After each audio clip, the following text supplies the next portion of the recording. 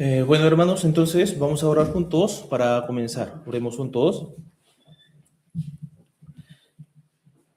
Dios nuestro Padre Santo y misericordioso, te damos gracias por salvarnos con tu gran amor, porque nosotros vivíamos siendo pecadores y no te conocíamos correctamente, y así sin conocimiento de la verdad, sin conocimiento acerca de Dios verdadero, estábamos vagando en este mundo y buscábamos cosas terrenales nada más. Y también creíamos en ti a nuestro pensamiento y a nuestra manera, y así estábamos descarriados y yendo al infierno.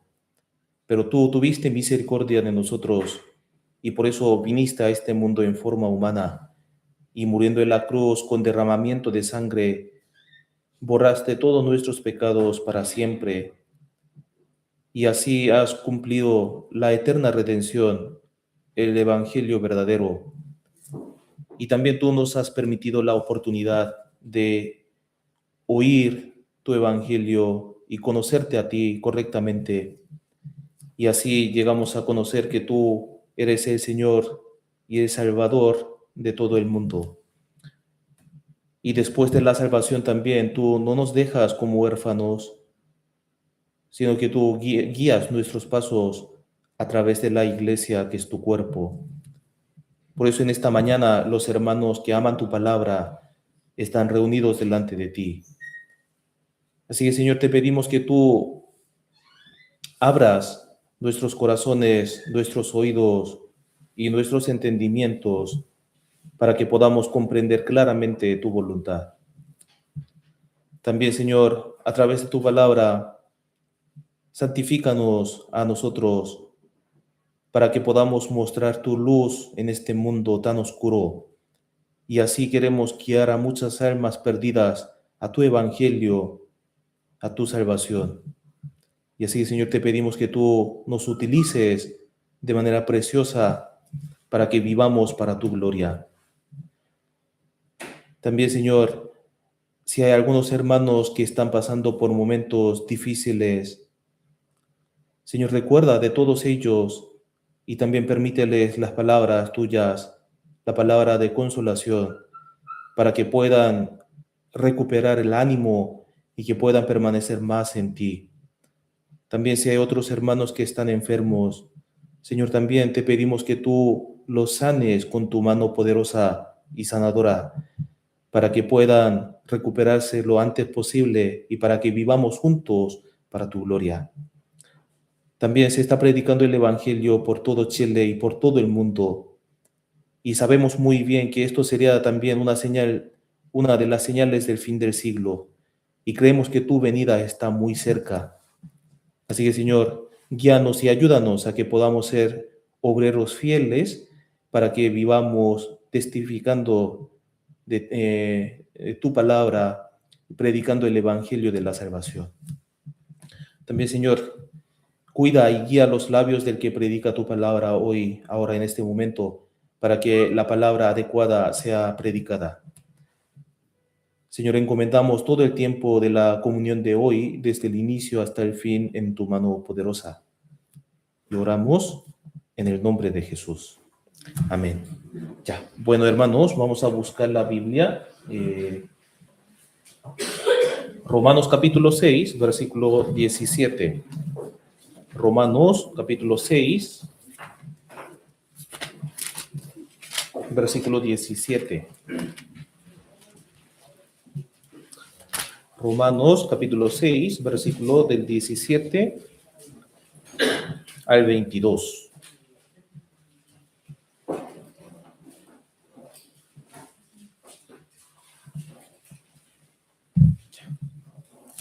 Romanos capítulo 6, versículo de 17 hasta 22.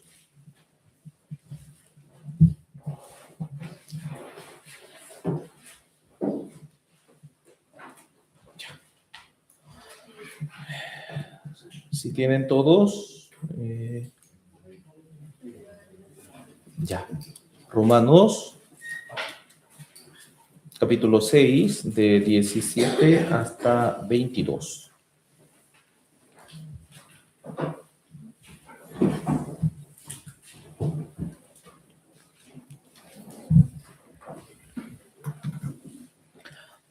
Ya, vamos a leerlos juntos. Pero gracias a Dios que aunque erais esclavos del pecado, habéis obedecido de corazón a aquella forma de doctrina a la cual fuisteis entregados, y libertados del pecado, vinisteis a ser siervos de la justicia. Hablo como humano por vuestra humana debilidad, que así como para iniquidad presentáis vuestros miembros para servir a la inmundicia y a la iniquidad. Así, ahora para santificación, presentad vuestros miembros para servir a la justicia. Porque cuando erais esclavos del pecado, erais libres acerca de la justicia, pero ¿qué fruto teníais de aquellas cosas de las cuales ahora os avergonzáis? Porque el fin de ellas es muerte. Mas ahora que habéis sido libertados del pecado y hechos siervos de Dios, tenéis por vuestro fruto la santificación y como fin la vida eterna.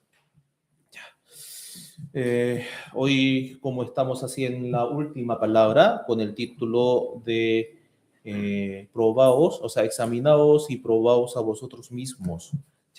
Así en estos domingos, durante casi 2 meses, estamos así examinándonos a nosotros mismos y sobre nuestra fe. Y también hoy vamos a pensar un poco más sobre la evidencia de los cristianos salvos.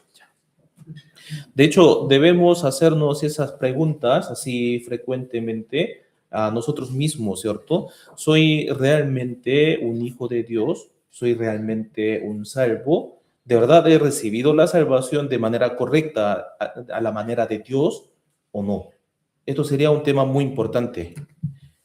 O sea, esto no significa que dudemos entonces sobre nuestra salvación, sino que así, con un cierto criterio, debemos hacer un examen, ¿cierto?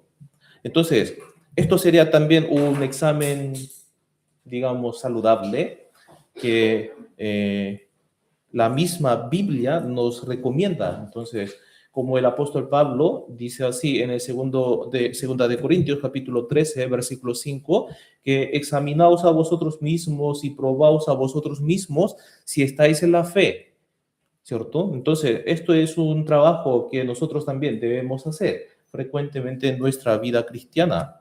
Entonces, ahí debemos tener un cierto criterio para ese examen, ¿cierto? El criterio de ese examen debe ser la Biblia. No hay otra cosa más. Solamente a través de la Biblia uno puede examinar si su fe está bien o mal, si es reconocida por Dios o no. ¿Por qué? ¿Cómo podemos conocer la voluntad del Señor ahora? A través de la Biblia, ¿cierto? Por eso repetimos muchas veces San Juan capítulo 1, versículo 1. En el principio era el verbo era con Dios y el verbo era Dios. Entonces, Dios puso su autoridad, su máxima autoridad en la Biblia, y eso debe ser entonces el único criterio para examinar nuestra fe. Entonces, el tema más importante de la Biblia, ¿cuál sería el tema más importante de la Biblia? De hecho, la Biblia habla de muchas cosas, ¿cierto? Pero si hablamos así del núcleo, el tema más importante de la Biblia sería la salvación, el Evangelio por medio de Jesucristo. Entonces, la Biblia habla de...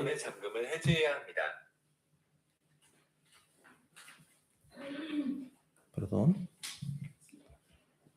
Que la Biblia habla del camino, ¿cierto? El proceso de obtener la vida eterna.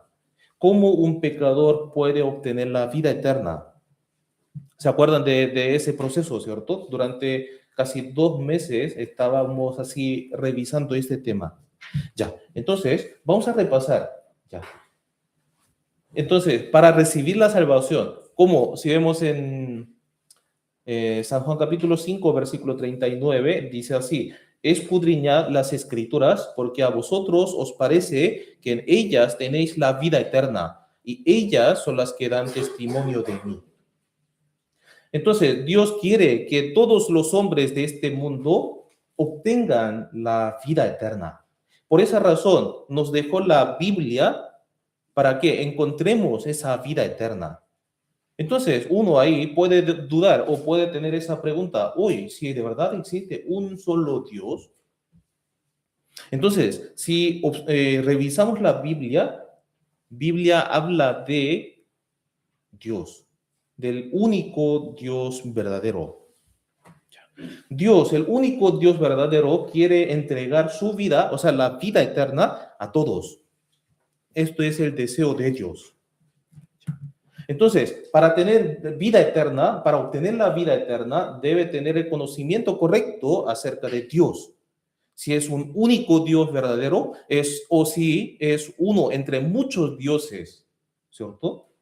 Ahí, si observamos la Biblia, podemos encontrar un conocimiento correcto. De hecho, mucha gente piensa así, Dios del cristianismo es uno de muchos dioses, ¿cierto? O algunos también creen en Dios o conocen a Dios de manera muy así vaga o imprecisa.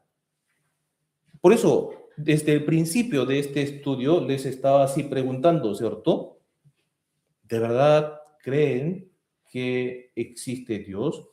¿De verdad ustedes creen que Dios de la Biblia está vivo o no? ¿De verdad ustedes creen que Dios de la Biblia es el Dios todopoderoso o no? Para obtener la vida eterna, sí, debe conocer esto. ¿Por qué? Si vemos en San Juan capítulo 17, versículo 3, dice así, esta es la vida eterna, que te conozcan a ti, el único Dios verdadero. Si el Dios de la Biblia es el único Dios o no.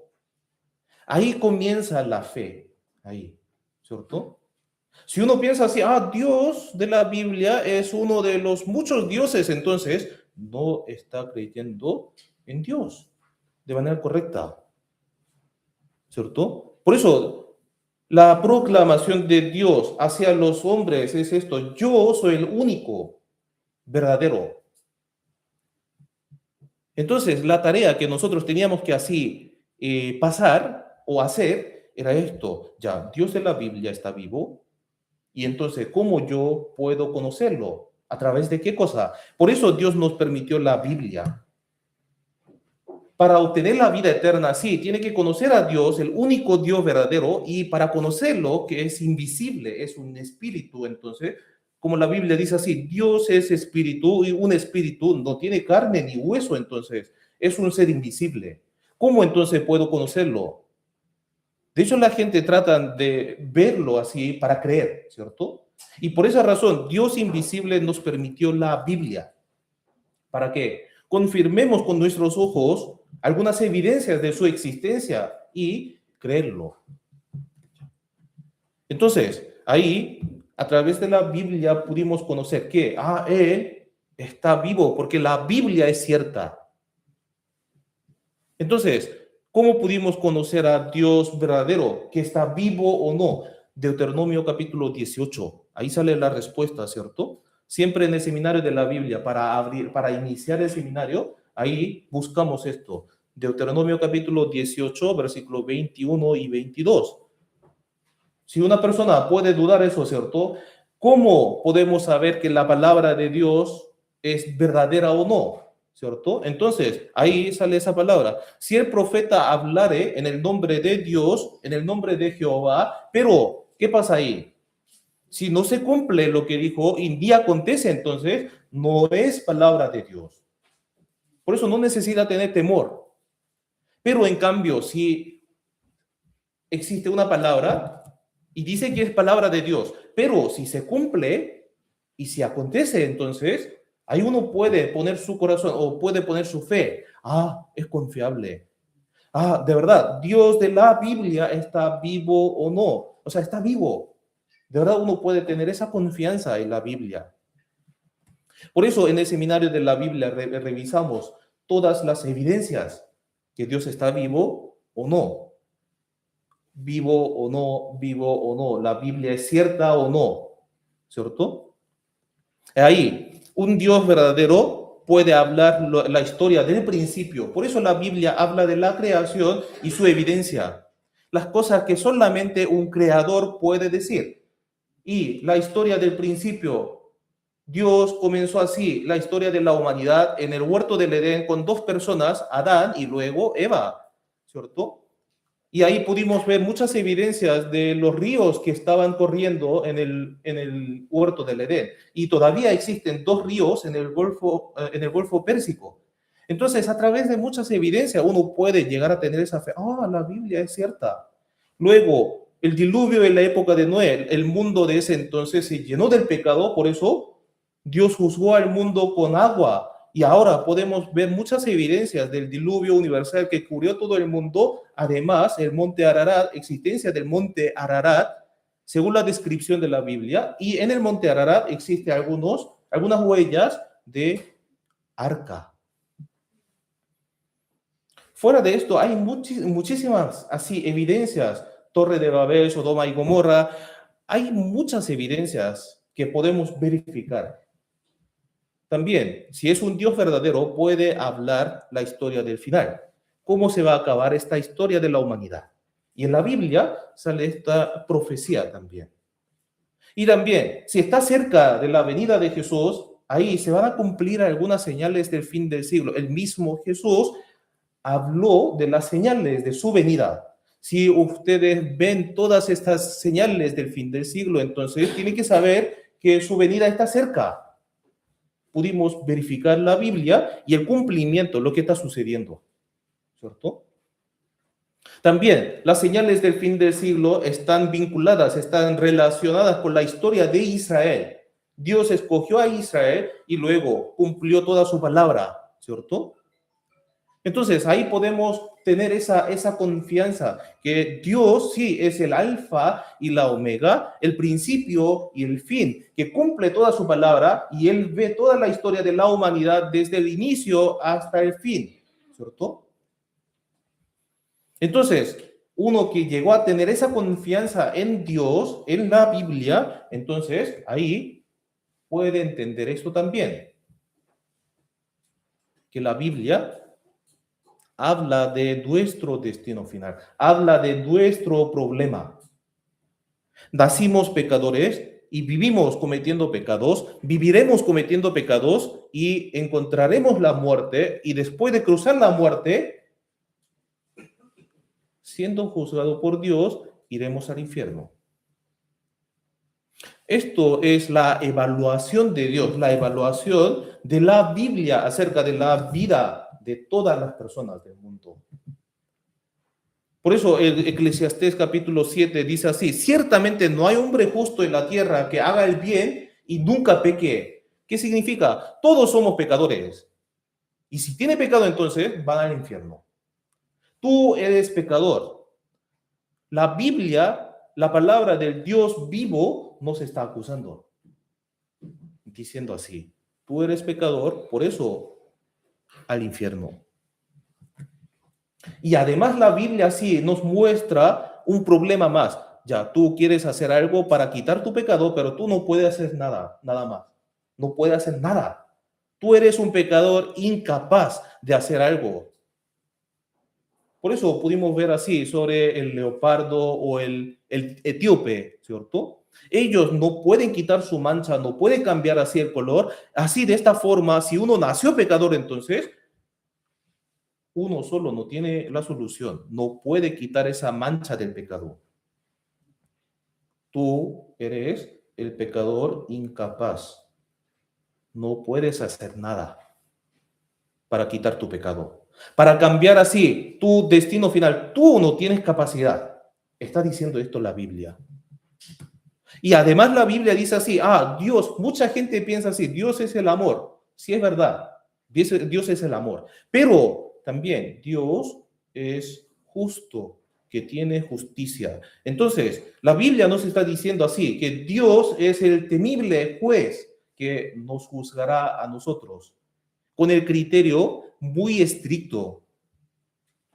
Entonces, uno que llegó a creer que Dios está vivo a través de la Biblia, ¿cierto? Entonces, ahí, si uno tiene esa confianza en la Biblia, ahí delante de la acusación de la Biblia, reconoce: de verdad, yo soy pecador.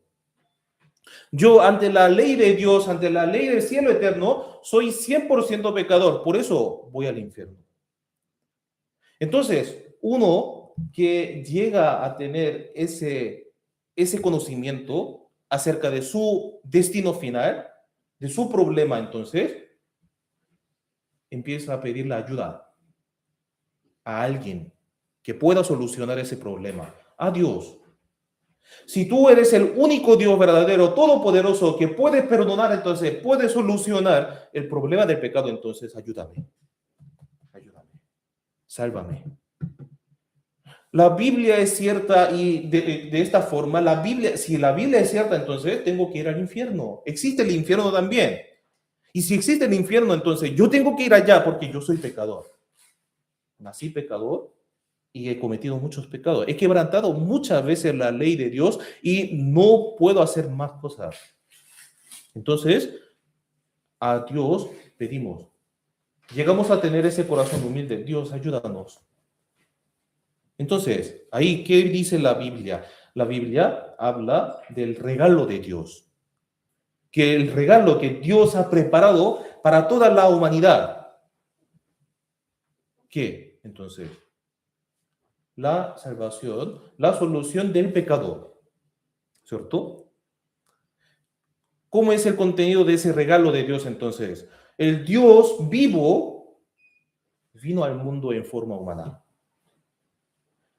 El hombre no puede solucionar su pecado, por eso Dios vivo tuvo que venir al mundo en forma humana. ¿Y él qué hizo entonces? Murió en la cruz con derramamiento de sangre. Muriendo en la cruz, dijo así, consumado es. Entonces, consumado es. El Dios quien vino al mundo en forma humana fue Jesucristo y él perdonó todos los pecados de todos los hombres de este mundo, diciendo consumado es. Y luego, después de la muerte, él resucitó, así, terminó el trabajo. Y su resurrección es como un sello, ya, terminé perfectamente ese trabajo de la venida, el propósito de la venida a la tierra. Y él así abrió el camino para todos los hombres, camino hacia el cielo eterno. Entonces, la base de nuestra fe es la Biblia, ¿cierto? Por eso creemos este asunto registrado en la Biblia, la redención registrada en la Biblia, el perdón registrado en la Biblia. De verdad, Dios Todopoderoso perdonó todos nuestros pecados, o sea, todos mis pecados, oyendo y confirmando ese perdón registrado en la Biblia, uno puede recibir la salvación. Hace 2000 años atrás vino Dios al mundo, o sea, Jesús vino al mundo y murió en la cruz. Y esa muerte tenía que ver conmigo. Él murió por mí. ¿Cierto?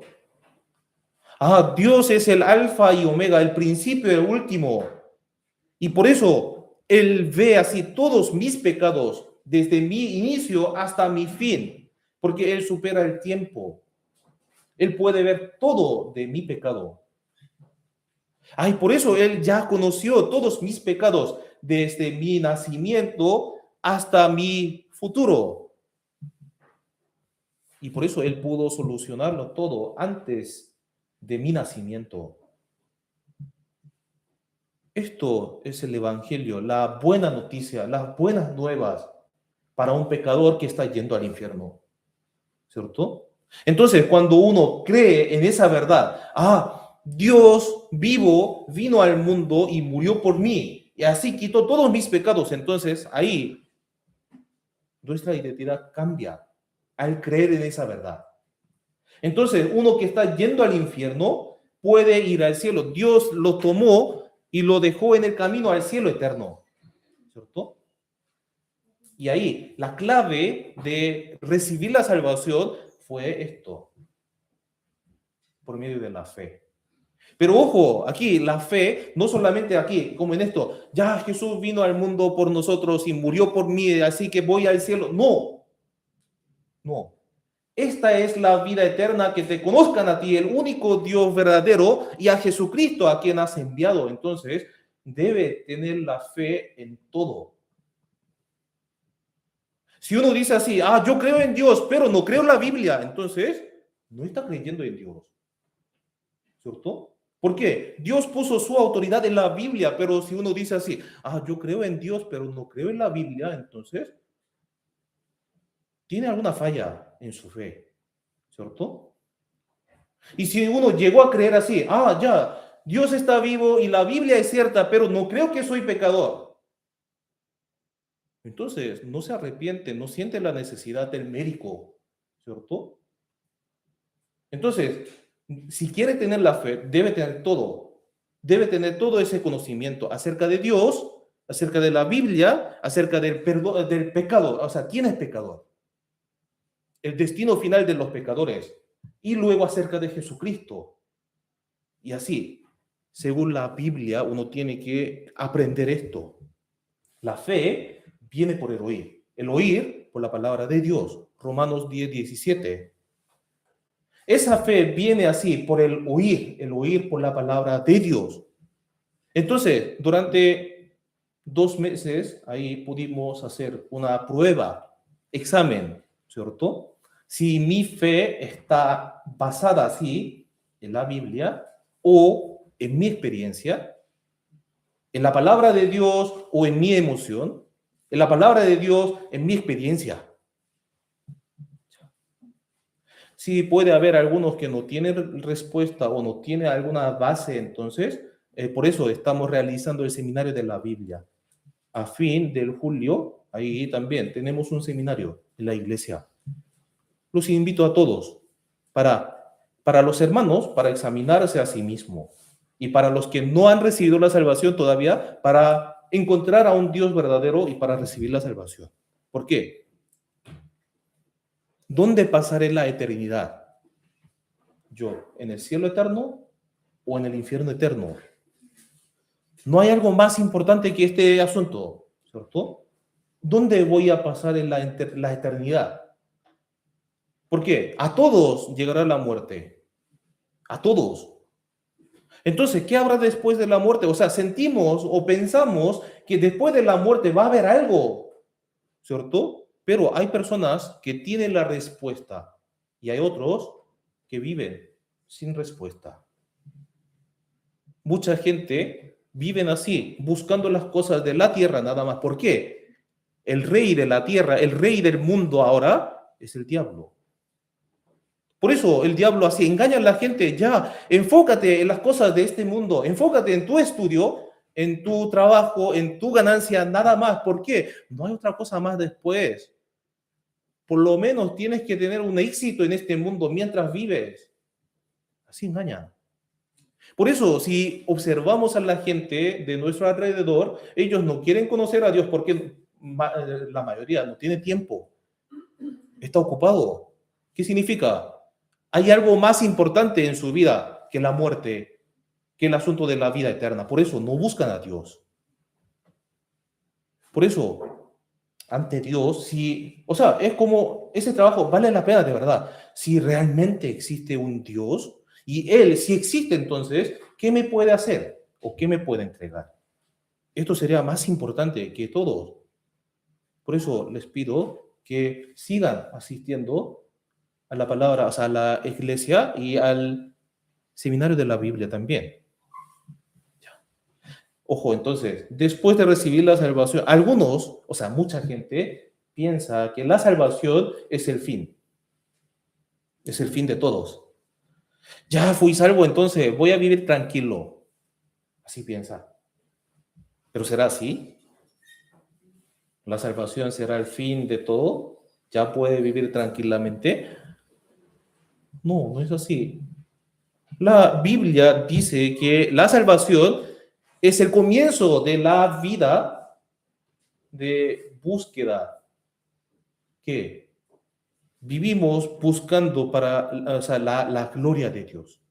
Si de verdad hemos recibido la salvación, entonces ahí recién podemos buscar la gloria de Dios. Podemos vivir cumpliendo la voluntad de Dios. Por eso la salvación es el punto de partida de toda nuestra vida de fe. Y el motor de esta vida de fe es el agradecimiento, la gratitud de Dios, hacia Dios, porque Él me salvó, me dio la vida eterna, me dio su vida. Entonces, de ahí comienza su vida de fe, su vida cristiana. De hecho, durante estos 2 meses les estaba preguntando así repetidamente, ¿verdad? ¿Por qué vienen a la iglesia? ¿Por qué asisten a la comunión? ¿O por qué sirven a Dios? ¿Y por qué sirven a la iglesia? ¿Por qué sirven a los hermanos? ¿Por qué? El por qué. ¿Por qué algunos hermanos dan ofrendas? ¿O por qué llevan su vida cristiana? ¿Por qué? ¿Han pensado alguna vez la razón? El por qué yo estoy viviendo así. ¿Por qué? En realidad, la razón de esta vida cristiana, la razón de llevar una vida cristiana después de la salvación, es la gratitud hacia Dios. Yo que no merecía así esa gracia tan grande y estaba viviendo así en el camino al infierno, pero el Señor me sacó de ahí y me puso en el camino del cielo. Entonces, uno que soluciona ese problema del pecado, ahí puede agradecerle al Señor. La gratitud por la vida eterna, la gratitud por el cielo eterno, la gratitud de la recompensa eterna, la gloria eterna. Y la gratitud por haberme aceptado como hijo adoptado de Dios. Fuera de esto no hay otra razón por la cual servimos al Señor y asistimos a la iglesia y vivimos cumpliendo la palabra de Dios, ¿cierto? El texto principal aquí, Romanos capítulo 6, versículos 17 y 18. Ahí comienza así, pero gracias a Dios. Pero gracias a Dios. Porque ¿cuál es la razón por la cual el apóstol Pablo dio gracias al Señor? ¿Por qué? Aquí. Que aunque erais esclavos del pecado, ¿cierto? Estaba hablando sobre el problema de los hombres. Pero, ¿qué dice ahí? Habéis obedecido de corazón a aquella forma de doctrina a la cual fuisteis entregados y libertados del pecado. Vinisteis a ser siervos de la justicia. ¿Qué es aquí? ¿Cómo? ¿Qué es forma de doctrina? ¿Qué se refiere? La muerte y la resurrección, la redención, la eterna redención, la gracia que Dios ha preparado para todos los hombres.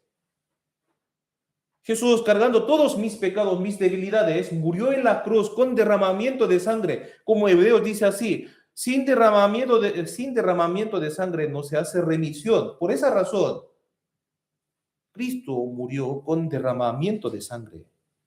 Entonces, ¿qué teníamos que hacer nosotros ante esa palabra? Obedecer al Evangelio. Dejando nuestro propio pensamiento, dejando nuestra propia idea de la salvación, como ser hijo de Dios, dejando ese propio pensamiento y el camino, dejando todo esto, uno tenía que obedecer al Evangelio. Por eso, si uno logró recibir la salvación, eso significa que ya obedeció al Evangelio.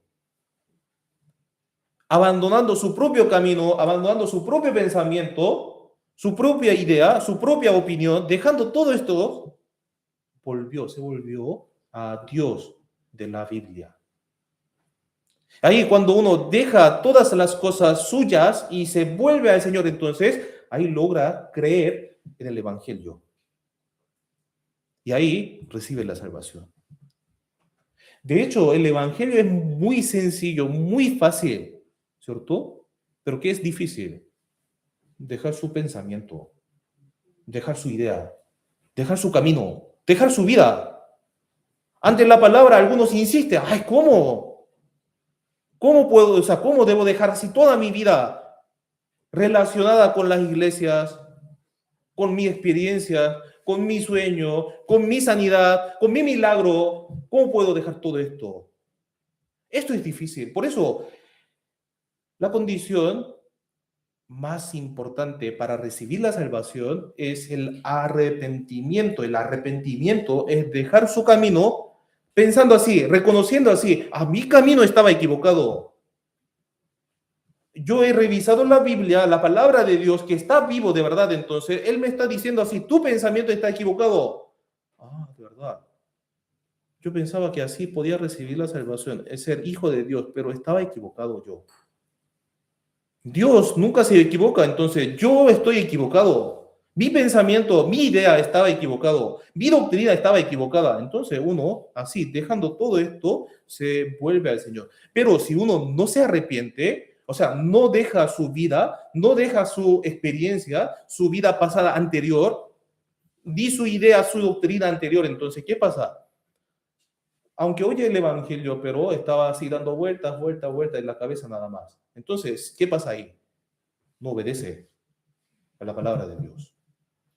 Ah, sí, Cristo murió por mí, pero ¿qué? Voy a vivir entonces tranquilamente en la vida cotidiana. Por eso no obedece. La Biblia dice así, si estáis limpios por la palabra si estáis limpios por la palabra, entonces permaneced en mí. Permaneced en mí. ¿Qué permanece? ¿Cómo permanecemos? En la palabra de Dios, en el amor de Dios, en la obediencia de Dios, en la iglesia, en el cuerpo de Dios. Pero ahí, uno que no se arrepiente, no obedece. No obedece. Tampoco tiene el poder, ¿cierto? Tampoco vive para el Señor. Cuando me conviene, vivo para el Señor. Cuando no me conviene, entonces me alejo del Señor. Así vive, de esta forma. ¿Por qué? Nunca se ha arrepentido delante de Dios. Solamente oyó el Evangelio, que todo el mundo conoce. Jesucristo vino al mundo y murió por nosotros. Todo el mundo sabe. De hecho, si preguntamos en la calle, a la plaza, si usted puede recitar así San Juan capítulo 3, versículo 16, entonces, ¿qué era? ¿Y cómo comienza? Entonces, de tal manera, sí, de tal manera amó Dios al mundo que ha dado a su Hijo unigénito, para que todo aquel que en él cree no se pierda, más tenga vida eterna. O sea, algunos recitan, pero no viven para el Señor. Esto es el tema. ¿Por qué? No se ha arrepentido delante del Señor. Por eso no siente esa necesidad de obedecer la palabra. Por eso siente que es como una obligación. ¿Por qué el pastor me obliga tanto? Me está pidiendo que participe en la comunión.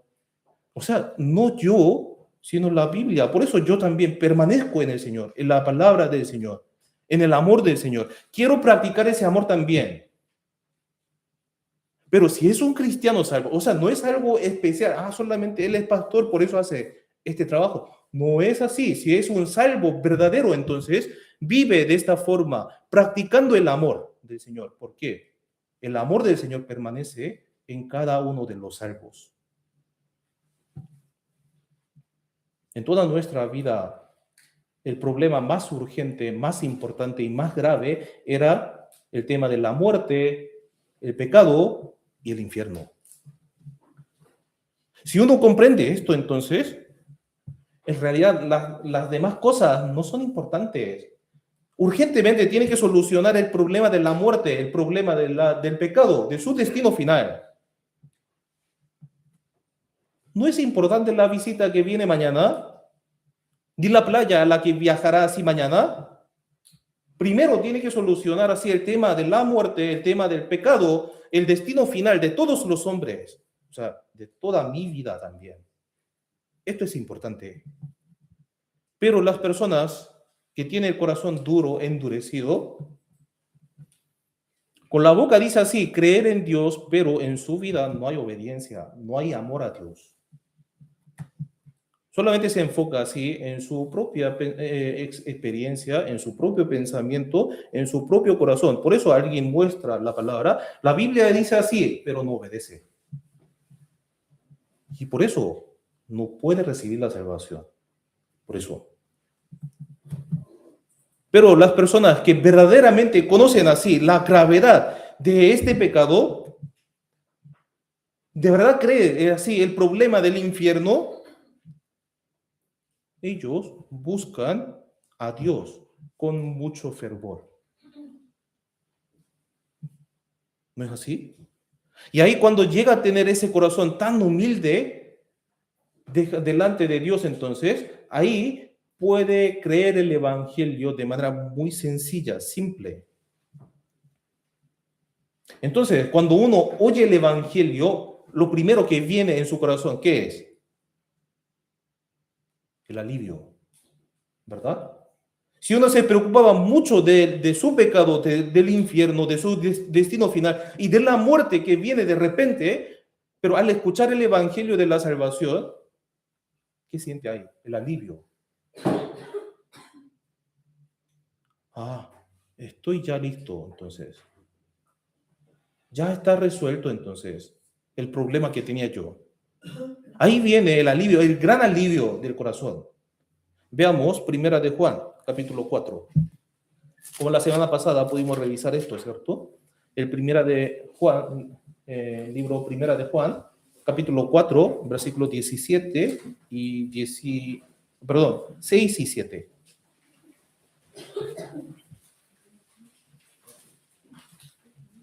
Perdón, 17 y 18.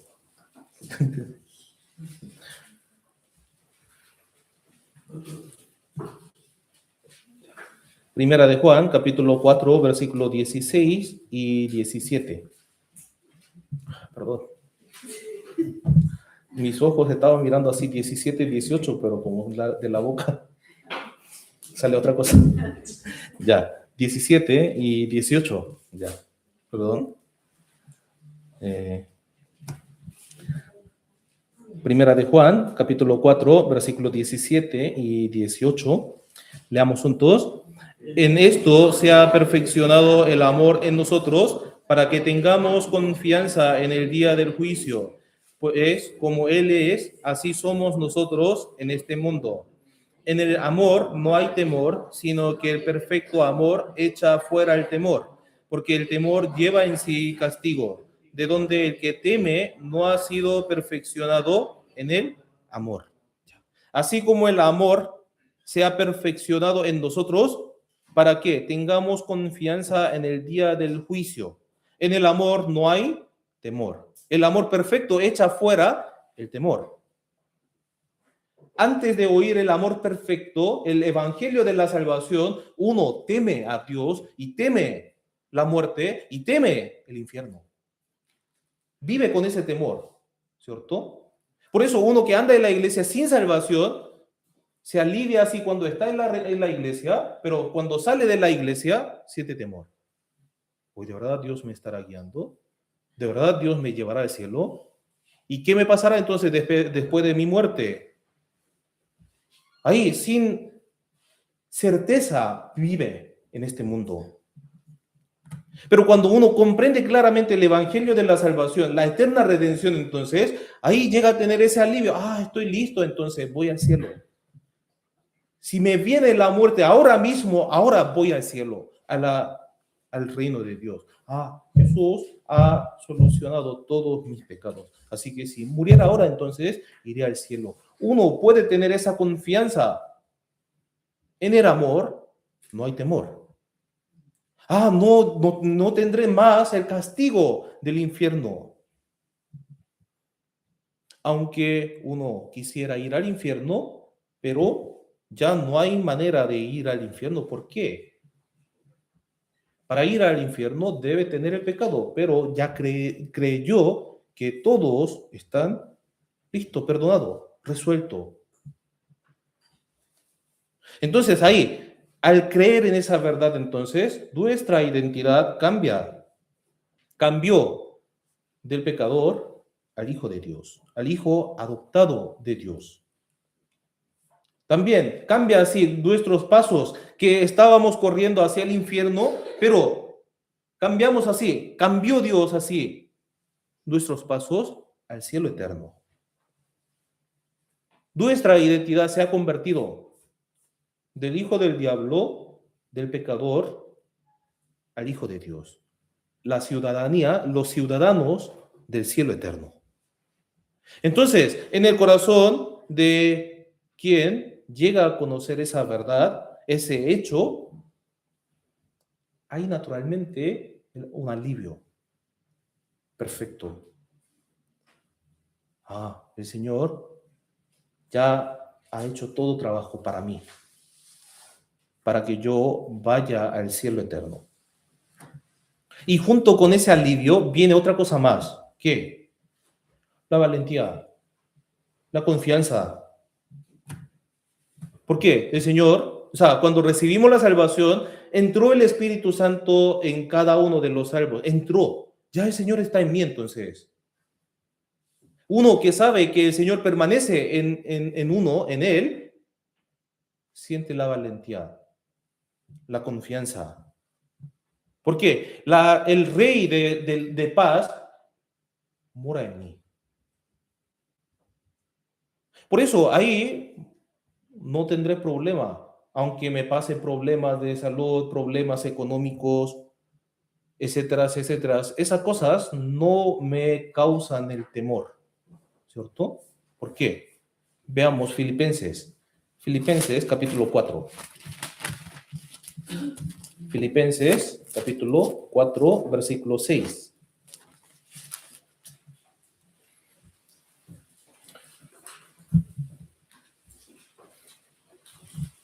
Filipenses capítulo 4, versículos 6 y 7.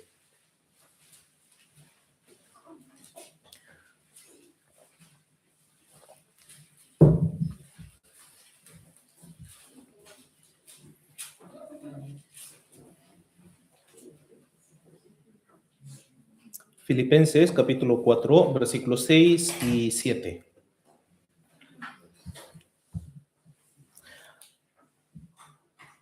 Leamos juntos. Por nada estéis afanosos, sino sean conocidas vuestras peticiones delante de Dios en toda oración y ruego con acción de gracias. Y la paz de Dios, que sobrepasa todo entendimiento, guardará vuestros corazones y vuestros pensamientos en Cristo Jesús. Si realmente hemos sido salvos, entonces ahora podemos estar así en paz, tener esa paz en todo. ¿Por qué? ¿Por qué? La paz de Dios que sobrepasa todo entendimiento guardará vuestros corazones y vuestros pensamientos en Cristo Jesús. ¿Por qué? También el Señor conoce todos esos problemas que tenemos y está escuchando nuestras oraciones, nuestros ruegos. ¿Y por qué? También sabemos muy bien que este mundo es pasajero, momentáneo. Aunque nos atacan así problemas económicos o de salud, de muchas cosas, pero sabemos muy bien que nos espera una vida eterna en el reino de Dios, donde no habrá lágrimas, llantos, muertes ni dolores. A todos va a llegar la muerte, a todos. Pero la diferencia de la reacción ante la muerte entre los salvos y los no salvos sería esto: la valentía, la confianza, la paz. Así como el Señor murió y resucitó y ahí se sentó en el trono del Señor, a la diestra del Señor, nosotros también, cuando el Señor venga, seremos resucitados y transformados y ahí recibiremos la gloria eterna y viviremos con el Señor para siempre, para siempre. Por eso, de ahí viene la paz, la tranquilidad, la confianza, la valentía. Cuando uno recibe la salvación, entonces hay alivio de poder ir al cielo y también eso, en medio de la vida en este mundo, podemos tener la valentía y confianza. Y al mismo tiempo sentimos la gratitud, el agradecimiento. Por eso, como Romanos capítulo 6, versículo 17, comienza así: gracias a Dios. El apóstol Pablo dio gracias a Dios mencionando sobre la salvación, sobre la solución del pecado. Primero, o sea, estaba muy agradecido con el Señor. Cuando nosotros también recibimos la salvación, pasó lo mismo, ¿no? ¿Qué pagaré a Jehová por todos sus beneficios para conmigo? Si el Señor me ha salvado así, me ha permitido una salvación tan grande, entonces, ¿cómo yo puedo agradar a ti? ¿Cómo puedo yo pagar esa gracia tan grande? ¿De dónde viene esa gratitud? ¿De dónde viene ese agradecimiento? Del conocimiento correcto de Dios, de Jesús, de la salvación, de la eterna redención. De ahí viene la gratitud hacia Dios. Primero, podemos dar gracias al Señor cuando sabemos quién nos ha salvado, ¿cierto? ¿Qué es lo que dice el Antiguo y el Nuevo Testamento en general? En el Antiguo Testamento ya estaba profetizada la venida de Mesías para todo el mundo, para toda la humanidad. Y en el Nuevo Testamento se ha cumplido literalmente la venida de Mesías y él ha consumado el propósito de su venida. Palabra fiel y digna de ser recibida por todos, que Cristo Jesús vino al mundo para salvar a todos los pecadores, ¿cierto? Entonces, el que vino para resolver el problema de mi pecado fue Dios. Filipenses, tenemos ahora capítulo 2, versículos 5 y 6, hasta 8. Filipenses 2, del 5 al 8.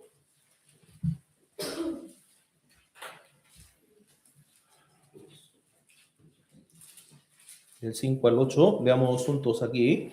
Haya pues en vosotros este sentir que hubo también en Cristo Jesús, el cual, siendo en forma de Dios, no estimó el ser igual a Dios como cosa que aferrarse, sino que se despojó a sí mismo, tomando forma de siervo, hecho semejante a los hombres, y estando en la condición de hombre, se humilló a sí mismo, haciéndose obediente hasta la muerte y muerte de cruz.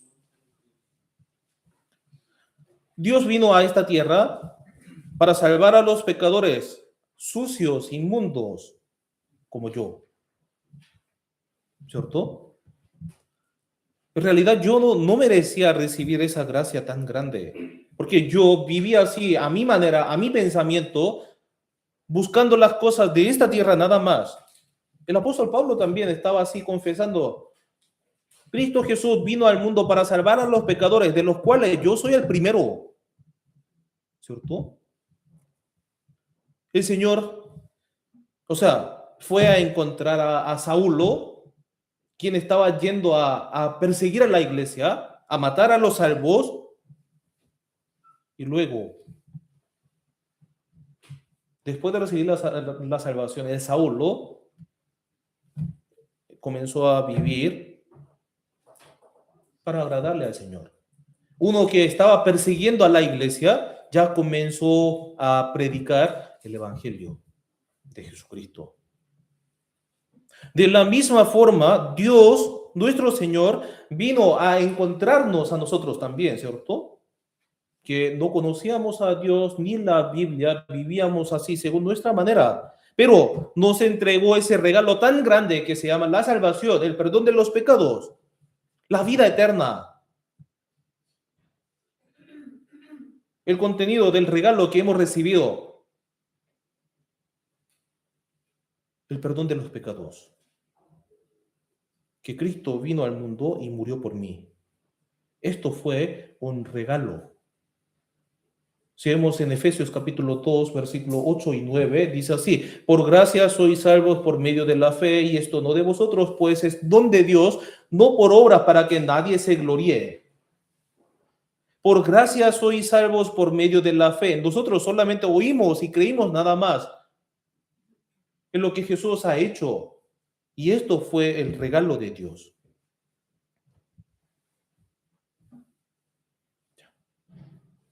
Y Este regalo, como es un paquete grande que tiene así regalos, tesoros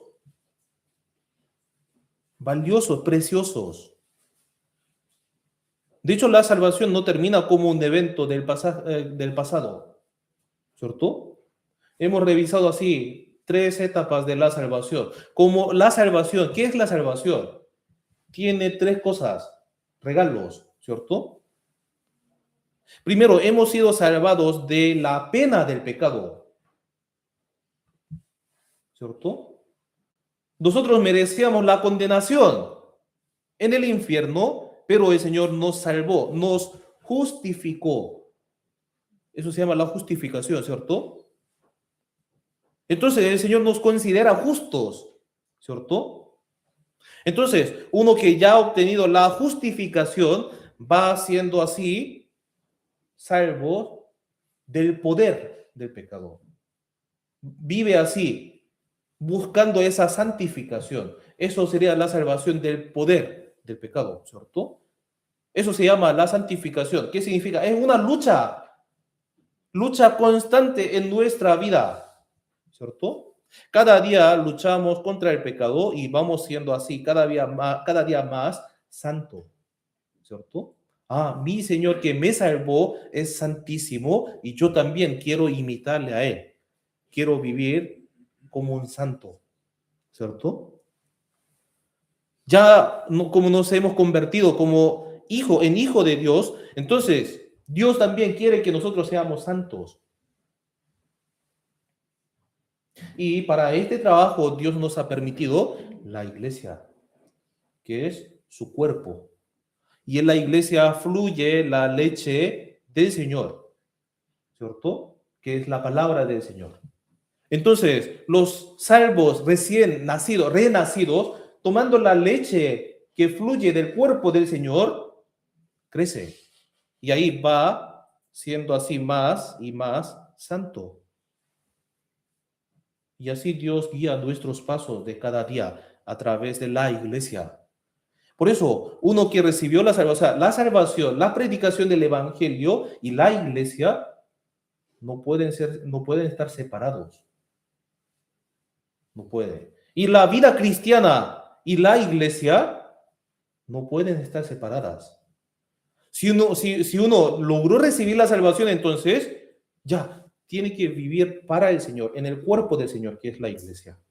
Entonces, el Señor nos guía nuestros pasos también. ¿Cómo entonces? De repente, ya después de recibir la salvación, ¿se verá así una mano del Señor? ¿Que el Señor nos guía así, con su mano? No.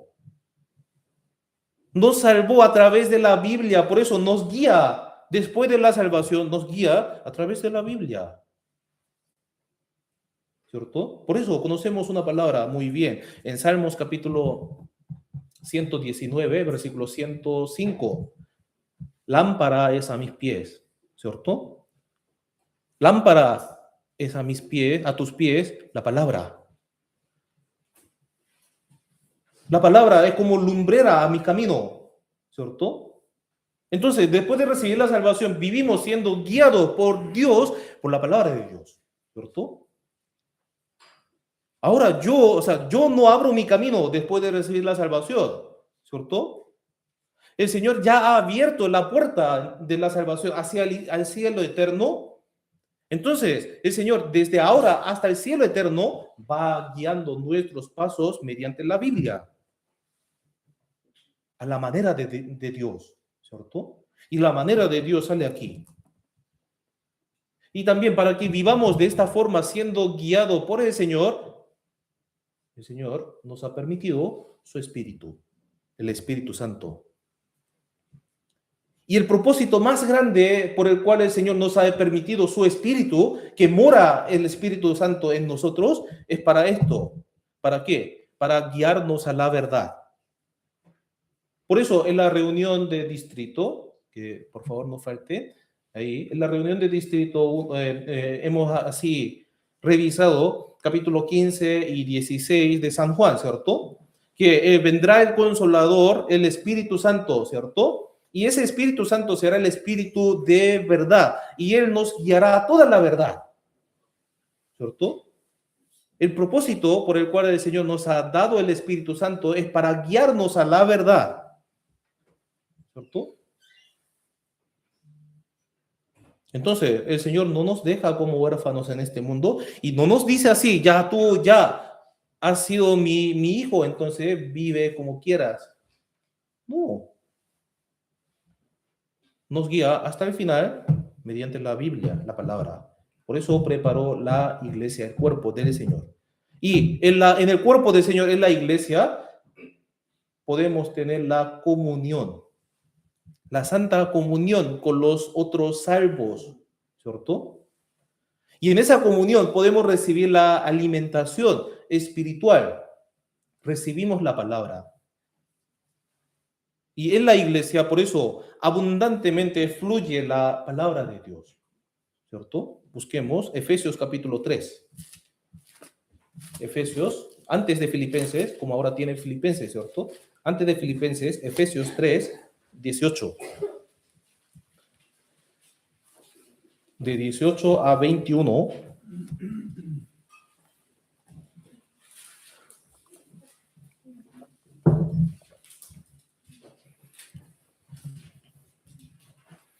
Efesios capítulo 3, versículo 18, de 18 a 21. Perdón, 3, sí, 3, de 18 a 21. Ya. Leamos juntos. Seáis plenamente capaces de comprender con todos los santos cuál sea la anchura, la longitud, la profundidad y la altura, y de conocer el amor de Cristo que excede a todo conocimiento, para que seáis llenos de toda la plenitud de Dios.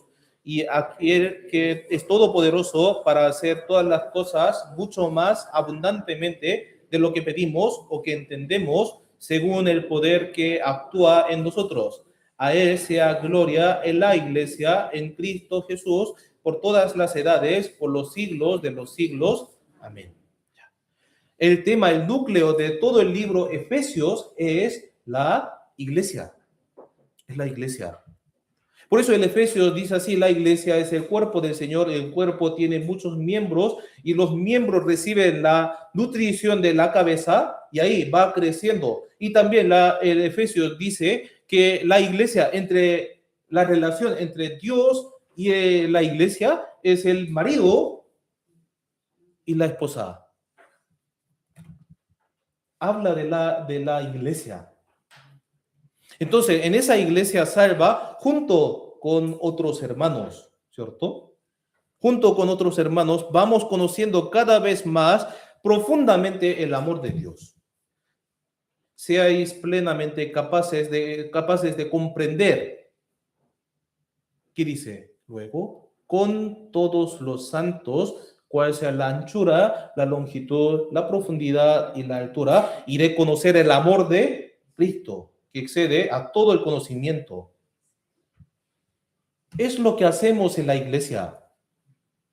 Después de recibir la salvación por el amor del Señor, uno va conociendo más y más el amor de Dios. ¿Cierto? Entonces, en la iglesia está la abundante enseñanza del Espíritu Santo. ¿Cierto? Y el Espíritu Santo también especialmente actúa en nosotros cuando estamos así unidos. 2 o 3 congregados en mi nombre, allí estaré yo entre vosotros, ¿cierto? 2 y 3 o más salvos están reunidos en el Señor, en el nombre del Señor. Entonces, ahí el Señor también mora en nosotros y actúa en nosotros. Por eso, el versículo 20 dice así: aquel que es todopoderoso para hacer todas las cosas mucho más abundantemente de lo que pedimos o que entendemos, según el poder que actúa en nosotros. ¿Cierto? Entonces, yo que recibí la salvación, ya tengo Espíritu Santo, yo soy el templo de Dios, el templo del Espíritu Santo, ¿cierto? Entonces, ahí, yo personalmente también tengo que comer, alimentarme así de la palabra del Señor, en la lectura diaria, en la meditación diaria, en la oración también. Pero lo importante es que la Biblia nos guía a la iglesia. ¿Cómo puedo escapar del pecado? El Señor nunca nos dice que luchemos contra el pecado, sino que huyamos del pecado. ¿Dónde entonces? ¿Cómo? Huye también de las pasiones juveniles.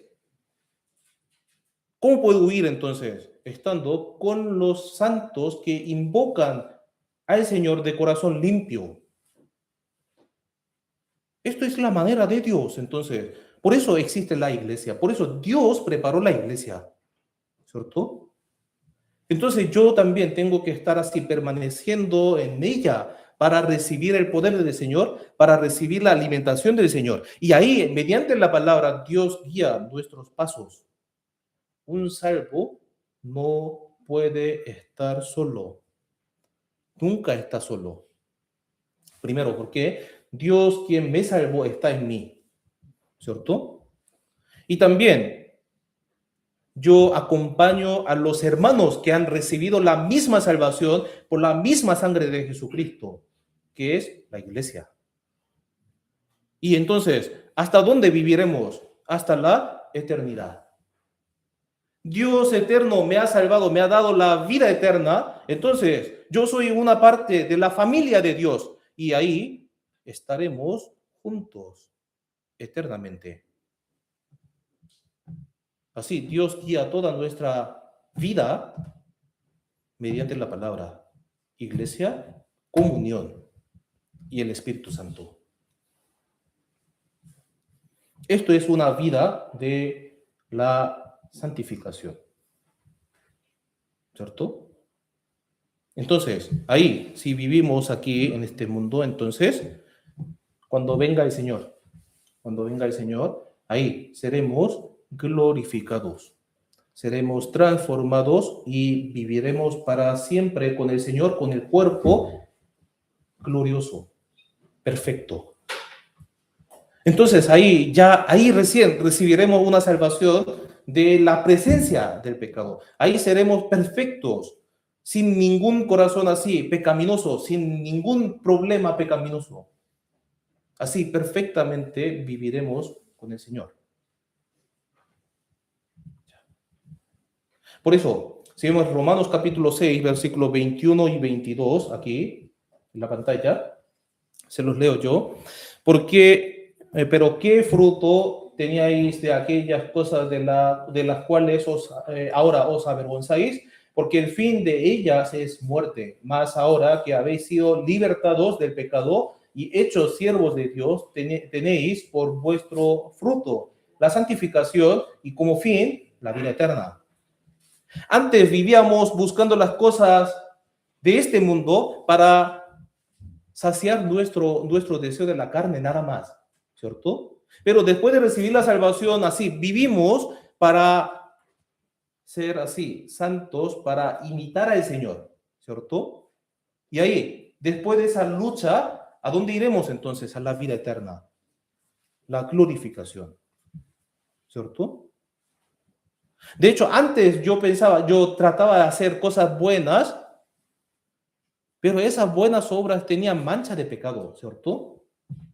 No podíamos agradar al Señor con esas obras. Y así, nuestro fin era vida, o sea, era el infierno eterno.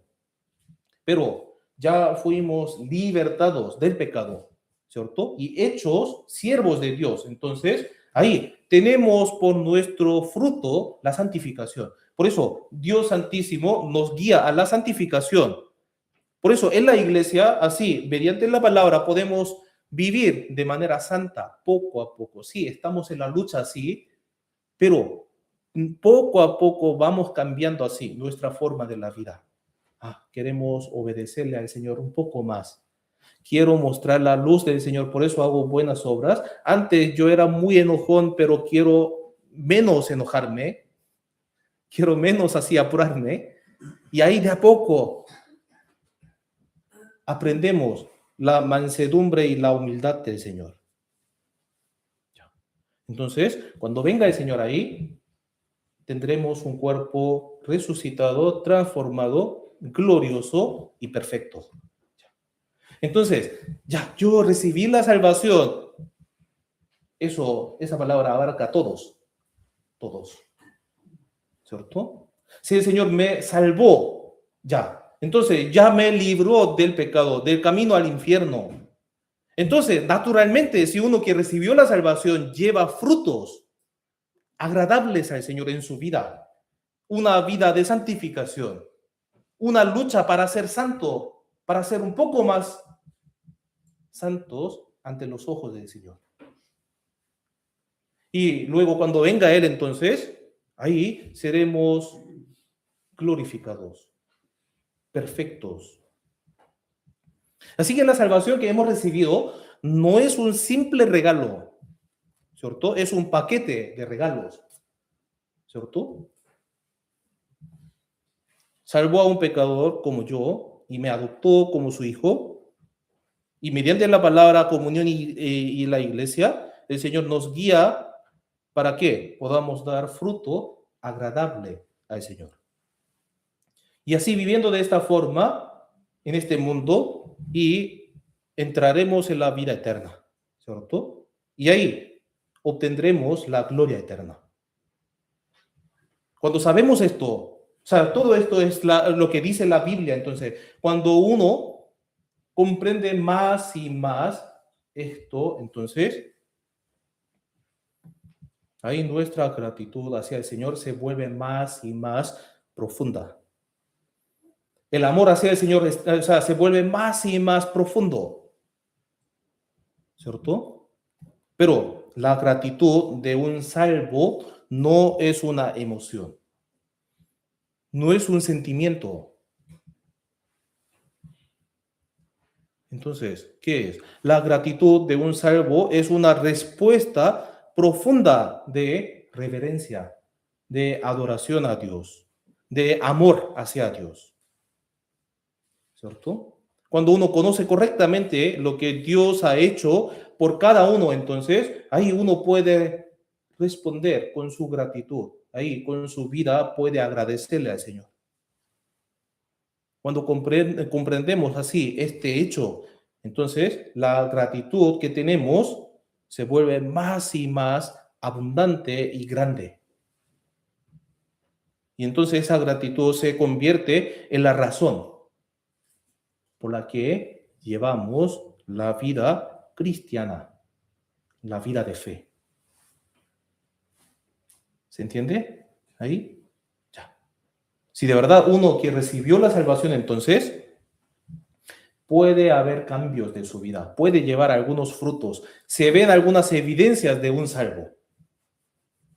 Por eso en Romanos capítulo 6, versículo 22, dice que hemos obtenido por fruto la santificación. Si es un árbol, entonces es natural llevar fruto, ¿cierto? Éramos árboles malos, pero llegamos a ser árboles del bueno, entonces, árboles buenos, entonces, ahí, naturalmente, nos sale ese fruto, ese fruto. Entonces, antes de ser salvo, el valor, o sea, nuestros valores eran los criterios del mundo, ¿cierto? Como el mundo nos dice algo, entonces queríamos seguir eso. Y mi felicidad, mi éxito, mi comodidad eran el centro de nuestra vida. Nos enfocábamos en esa cosa solamente. Pero después de recibir la salvación, los valores de la vida cambian totalmente. Cambian.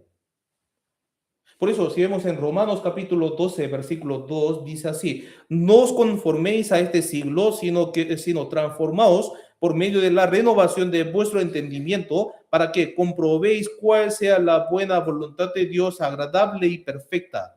El valor de la vida después de recibir la salvación no está en este mundo, no está en este siglo, ¿cierto?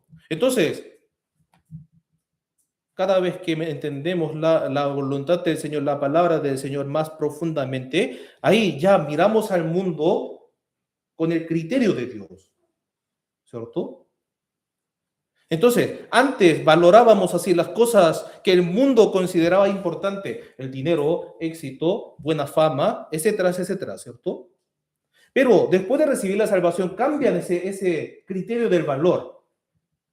Con el criterio de Dios empezamos a mirar, ya, Lo más importante entonces es el amor del Señor, la iglesia, la palabra del Señor, el evangelio de la salvación, ¿cierto? Entonces, ahí comenzamos a juzgar y decidir, no según mi criterio, sino según el criterio de Dios, con la Biblia. Vivimos en este mundo, pero no mezclamos con el mundo. No nos mezclamos con el mundo, ¿cierto?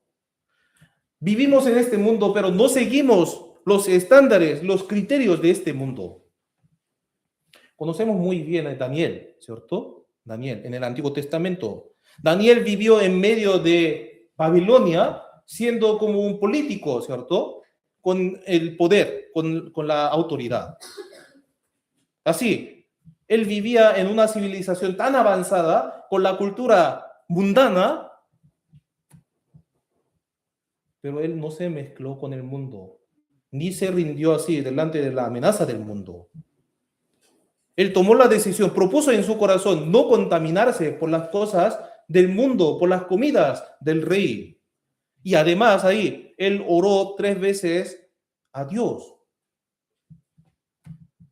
En toda su vida dependía solamente del Señor, miraba solamente al Señor. ¿Por qué?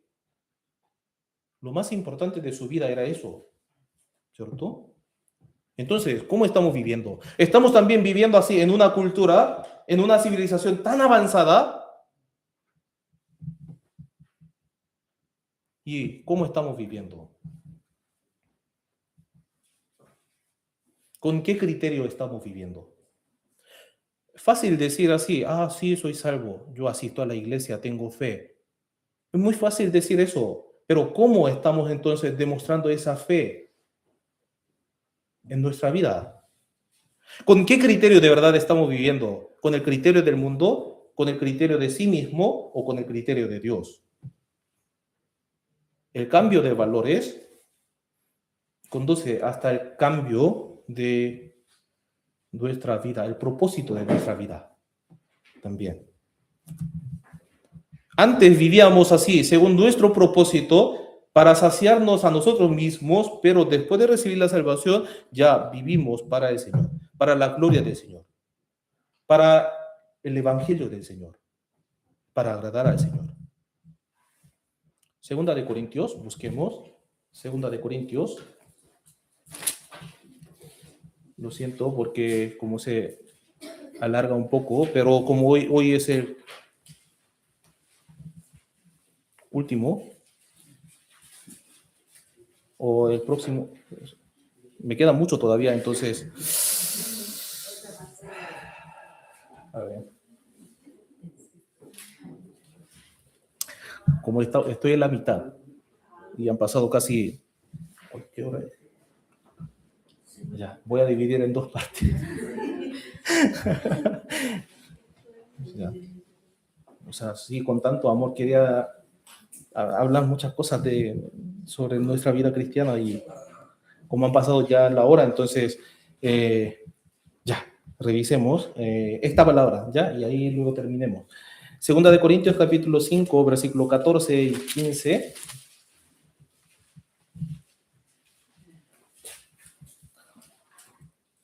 Segunda de Corintios capítulo 5, versículo 14 y 15.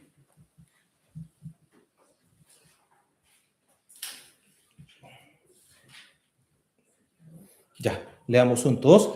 Porque el amor de Dios nos constriñe, pensando esto, que si uno murió por todos, luego todos murieron, y todos, por todos murió, para que los que viven ya no vivan para sí, sino para aquel que murió y resucitó por ellos.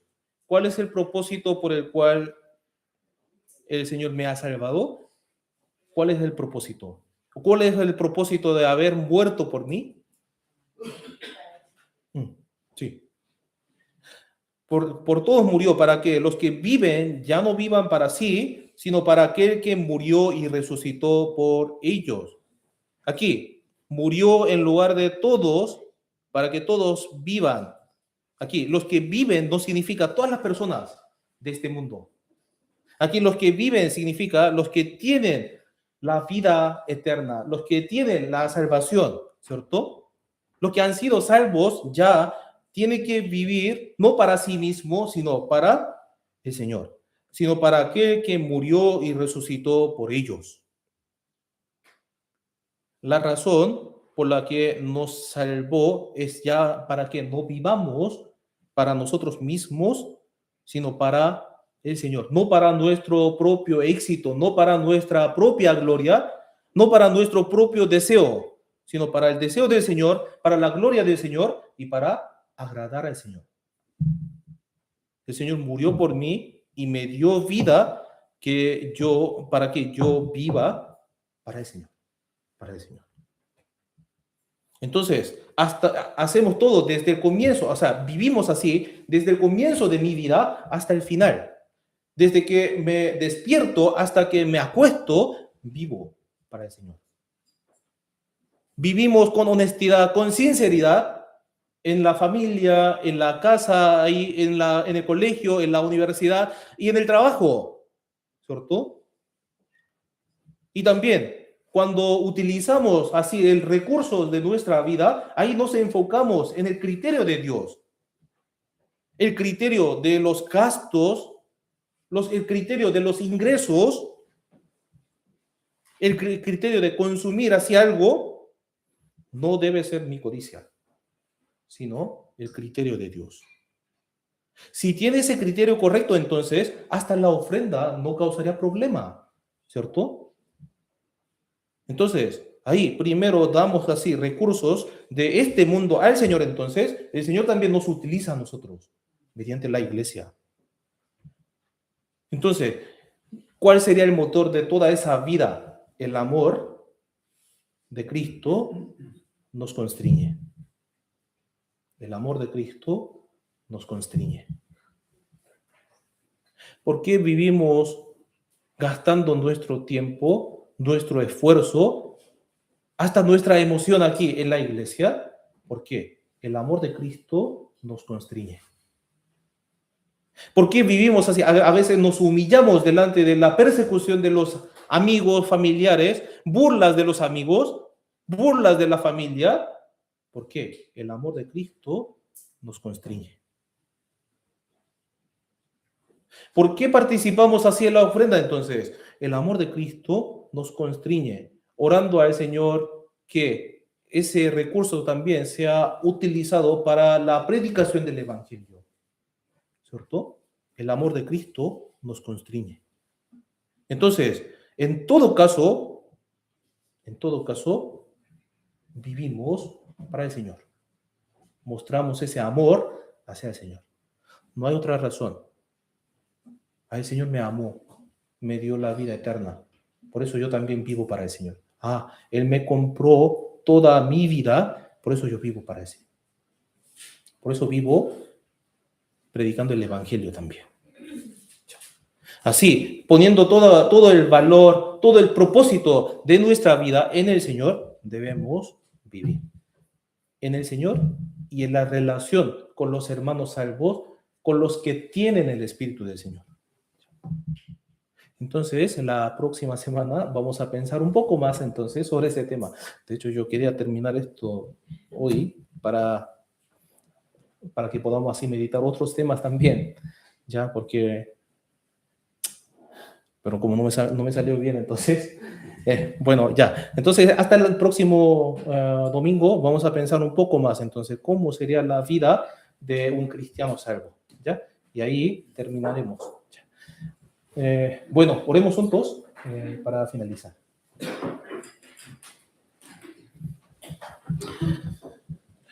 Dios Padre Santo y Misericordioso, te damos gracias por permitirnos la comunión con los hermanos que han recibido la salvación. Nosotros somos todavía débiles y frágiles y necesitamos sí o sí tu ayuda y tu guía. Así que mientras vivimos en este mundo, ayúdanos a que podamos vivir mirando solamente tu gloria, la vida eterna, la esperanza viva en el cielo eterno. Y también, Señor, ayúdanos a comprender más y más tu voluntad y tu amor. Y así queremos entregar toda nuestra vida y todo nuestro ser a ti, y así queremos ser utilizados para tu obra. Sabemos muy bien que el mundo está corriendo hacia la maldad, hacia el final, pero el Señor, tú nos has permitido una vez más de la oportunidad para que vivamos por ti.